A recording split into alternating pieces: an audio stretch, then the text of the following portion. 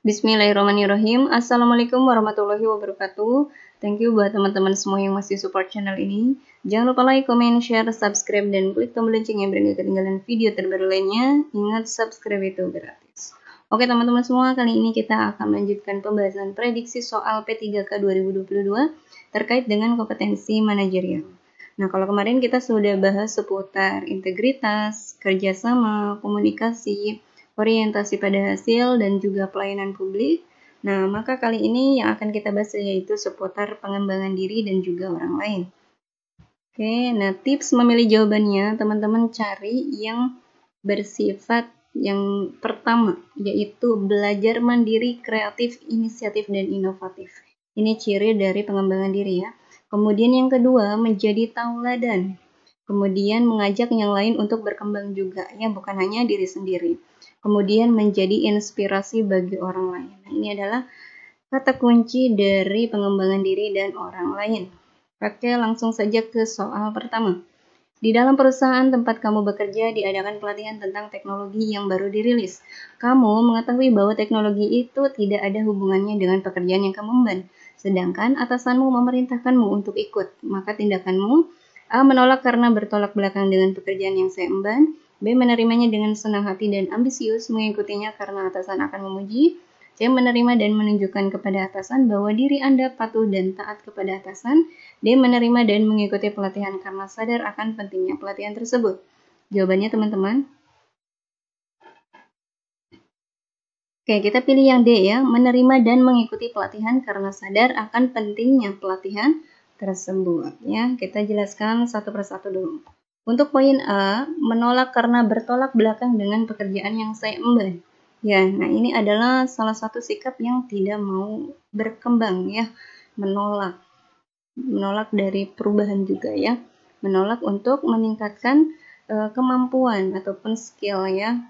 Kemudian yang B, menerimanya dengan senang hati dan ambisius mengikutinya karena atasan akan memuji.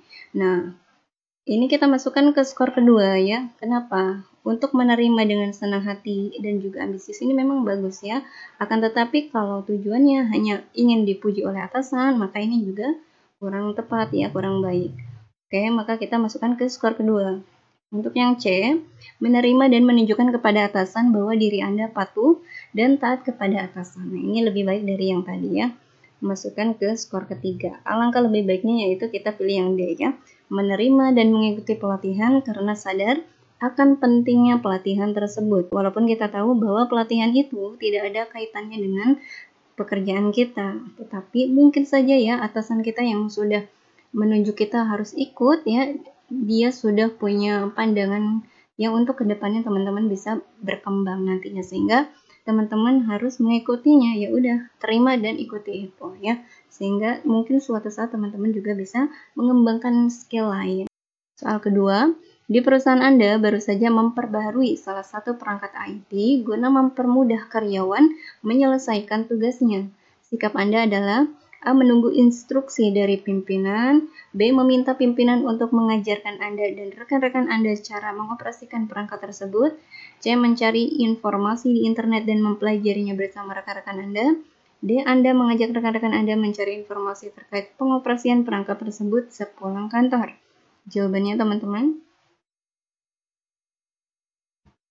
Oke, kita pilih yang C ya, mencari informasi di internet dan mempelajarinya bersama rekan-rekan Anda. Kita lihat penjelasannya. Untuk poin A, menunggu instruksi dari pimpinan. Nah, ini kita masukkan ke dalam skor 1. Kenapa? Karena ini menunggu ya, artinya dia tidak punya inisiatif, tidak punya rasa ingin mengembangkan diri sendiri ya. Harus menunggu instruksi dulu baru dia berjalan ya. Ini tidak ada sikap untuk mengembangkan diri ya. Untuk yang poin B, meminta pimpinan untuk mengajarkan Anda dan rekan-rekan Anda cara mengoperasikan perangkat tersebut. Oke, kita lihat dulu yang D. Anda mengajak rekan-rekan Anda mencari informasi terkait pengoperasian perangkat tersebut sepulang kantor. Nah, ini boleh ya teman-teman. Kita pilih ya, jadi mengajak rekan-rekan untuk mencari informasi ya, baik ke pimpinan maupun ke yang lainnya ya. Tapi alangkah lebih baiknya yaitu ciri pengembangan diri yang mencari informasi di internet. Artinya kita kreativitas sendiri ya. cari informasi langsung di internet dan kita pelajari bersama rekan-rekan Anda, berdiskusi ya. Nah, ini udah ada unsur kreativitas ya, inovatif, dan juga mengajak rekan-rekan lainnya untuk mengembangkan diri ya, tidak hanya diri sendiri saja. Sehingga kita pilih yang poin C. Oke, lanjut ke soal ketiga. Beberapa tahun lagi Anda akan memasuki usia pensiun dari salah satu instansi pemerintahan tempat Anda bekerja selama ini. Tanggung jawab Anda untuk mengabdi bagi negara pun telah selesai. Sekarang Anda memasuki babak baru di mana tidak lagi terikat dengan pekerjaan dan pengabdian terhadap negara. Hal apa yang akan Anda rencanakan untuk selanjutnya ketika waktu itu telah tiba? A. Saya membuka usaha kecil-kecilan di rumah sambil menghabiskan hari tua saya dengan anak dan cucu-cucu saya. B. Memiliki tanah di berbagai tempat strategis untuk investasi masa tua saya dan keluarga. C. Membuka lapangan kerja untuk orang terdekat dan yang membutuhkan pekerjaan karena zaman sekarang sulit mendapatkan pekerjaan. D. Beristirahat saja setiap hari di rumah, menikmati hari-hari tua saya bersama keluarga. Jawabannya teman-teman.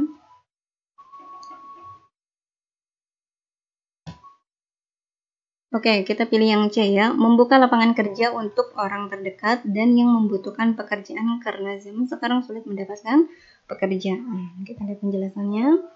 Nah, mungkin ini salah satu yang memang harus teman-teman rencanakan ya untuk ASN.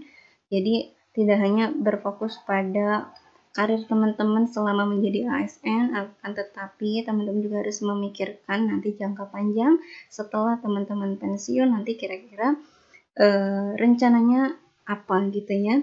Apakah misalkan saja yang D, beristirahat saja setiap hari di rumah, menikmati hari-hari tua saya bersama keluarga, yang mungkin dengan dana pensiun yang sudah ada. Nah, kalau kita di dalam jawaban, ya jawaban kita masukkan ke dalam skor 1. Kenapa? Karena memang ini tipe yang tidak punya kreativitas ya, jadi tidak punya inovatif nanti ketika masa tua ya, jadi hanya istirahat saja dan tidak ada pemikiran untuk mengembangkan diri ya. Dan kita lihat ke skor kedua yang B, memiliki tanah di berbagai tempat strategis untuk investasi masa tua saya dan keluarga. Secara realita mungkin teman-teman juga ada yang merencanakan seperti ini ya. Jadi yang penting punya tanah banyak di tempat-tempat strategis ini sebagai investasi masa tua ya. Kan tetapi ada yang lebih penting lagi. Kita lihat di yang C. Saya membuka usaha kecil-kecilan di rumah sambil menghabiskan hari tua saya dengan anak dan cucu-cucu saya. Nah, ini ada salah satu bentuk kreativitasnya, membuka usaha kecil-kecilan. Jadi kan tidak hanya stuck setelah pensiun, tidak hanya stuck, tetapi ada berkelanjutan ya dengan membuka usaha kecil-kecilan. Tapi alangkah lebih bagusnya lagi, jadi kita pilih yang C ya, yang skor 4, membuka lapangan kerja untuk orang terdekat dan yang membutuhkan pekerjaan. Karena zaman sekarang sulit mendapatkan pekerjaan. Nah, ini salah satu bentuk kreativitas, inovatif, dan juga pengembangan diri juga ya, dan juga bermanfaat bagi orang banyak ya. Jadi tidak hanya diri kita sendiri yang berkembang, tetapi akan mengembangkan orang sekitar kita ya. Ini adalah pilihan yang paling tepat. Oke, lanjut ke soal keempat. Anda baru saja dimutasi ke sebuah cabang baru dari perusahaan Anda yang berlokasi di luar kota. Anda diberikan tanggung jawab yang lebih besar dari sebelumnya untuk mengontrol dan mewujudkan tujuan perusahaan di kantor cabang baru tersebut dan memajukan perusahaan. Namun, cabang baru tersebut diisi oleh karyawan-karyawan baru dari daerah dan belum berpengalaman. Yang Anda lakukan adalah apa? A. Menyuruh mereka untuk lebih berinisiatif untuk mengimprovisasi diri dan meningkatkan kualitas dalam bekerja. B. Memberitahukan kepada karyawan baru tersebut terkait pekerjaan yang harus mereka kerjakan. C. Menyuruh mereka membaca semua tugas mereka dan menerapkannya dalam setiap pekerjaan. D. Meminta untuk bekerja maksimal dan loyal terhadap perusahaan. Jawabannya teman-teman. Oke, kita pilih yang A ya, menyuruh mereka untuk lebih berinisiatif, untuk mengimprovisasi diri dan meningkatkan kualitas dalam bekerja. Nah, kita lihat penjelasannya. Kita lihat di skor yang paling rendah dulu, skor 1 ya, yang B, memberitahukan kepada karyawan baru tersebut terkait pekerjaan yang harus mereka kerjakan. Nah, ini hanya memberitahukan saja ya, jadi ya sudah, mereka juga sudah tahu ya karyawannya. Jadi Kalau dikasih tahu ya udah tidak ada pengembangan sama sekali ya. Kita lihat di skor kedua yang C, menyuruh mereka membaca semua tugas mereka dan menerapkannya dalam setiap pekerjaan. Nah, ini agak lebih baik ya daripada hanya memberitahukan saja tentang tugasnya ya. Jadi kita juga menyuruh untuk menerapkannya dalam setiap pekerjaan. Kemudian yang D, meminta untuk bekerja maksimal dan loyal terhadap perusahaan. Ini wajib ya untuk bekerja secara maksimal ataupun optimal dan loyal terhadap perusahaan. Ini juga bagus ya, akan tetapi yang paling bagus adalah menyuruh mereka untuk lebih berinisiatif untuk mengimprovisasi diri dan meningkatkan kualitas dalam bekerja. Ya, jadi tidak hanya kita menyuruh mereka untuk meningkatkan pengabdian, ibaratnya pengabdian kepada perusahaan, tetapi juga ada inisiatif untuk mengembangkan diri, ya, mengimprovisasi diri sehingga kualitas kita di dalam bekerja itu akan meningkat. Lanjut soal kelima, banyak karyawan dari perusahaan yang Anda pimpin tiba-tiba mengundurkan diri. Di antaranya merupakan karyawan yang berprestasi dan berkinerja baik. Anda mengetahui jika kebanyakan alasan pengunduran diri karyawan tersebut adalah karena perusahaan tidak memberi kesempatan pada karyawannya untuk mengembangkan diri. Di sisi lain, keuangan perusahaan sedang tidak memungkinkan untuk hal tersebut. Sedangkan jika hal ini terus dibiarkan, akan berdampak buruk dan merugikan perusahaan Anda karena kehilangan SDM yang bagus. Sikap Anda adalah memberikan karyawan kesempatan untuk mengembangkan diri dengan cara mengikutkan seminar, B. Memberikan karyawan kesempatan pengembangan diri dengan mengikutkan pelatihan, C. Pimpinan sendiri harus memberikan pembekalan tersebut agar karyawan bisa mengembangkan dirinya ke arah yang lebih baik, D. Pemilik perusahaan harusnya lebih peka terhadap karyawan dan memfasilitasi pengembangan diri mereka. Jawabannya teman-teman. Oke, kita lihat jawabannya adalah C ya. Pimpinan sendiri harus memberikan pembekalan tersebut agar karyawan bisa mengembangkan dirinya ke arah yang lebih baik. Oke, kita lihat penjelasannya. Jadi intinya di soal itu posisi kita sebagai pimpinan perusahaan ya. Nah, bagaimana kalau misalkan banyak yang mengundurkan diri karena memang tidak bisa mengembangkan diri, dan biasanya mengembangkan diri itu harus adanya pelatihan, training dan lain sebagainya. Nah, sedangkan keuangan di perusahaan itu sedang limit ya, seperti itu. Maka tindakan kita seperti apa gitu ya. Oke, kita lihat dulu yang skor 1 di poin D. Pemilik perusahaan harusnya lebih peka terhadap karyawan dan memfasilitasi pengembangan diri mereka.